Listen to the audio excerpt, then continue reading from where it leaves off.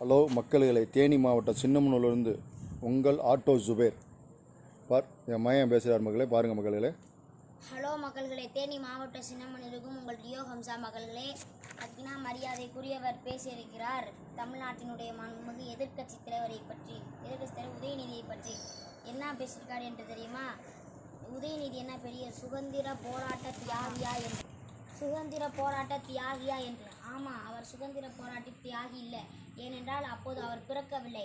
ஆனால் அவர் தாத்தா டாக்டர் முத்தமிழறிஞர் கலைஞர் தமிழ் மொழிக்காக தண்டவாளத்தில் தலையை வைத்து போராடின ஒரு தியாகி டாக்டர் முத்தமிழறிஞர் கலைஞர் அவர்கள்.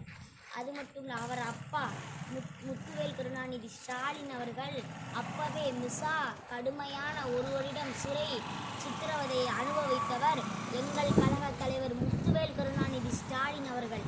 அவங்க செஞ்ச வரலாற்றை சேவையில் சொல்லணும் என்றால் வருஷங்களே பத்தாத அளவுக்கு செய்யாத திட்டங்களும் சேவைகளும் அதிக என்று கூறி விடைபெறுகிறேன். நன்றி, வணக்கம்.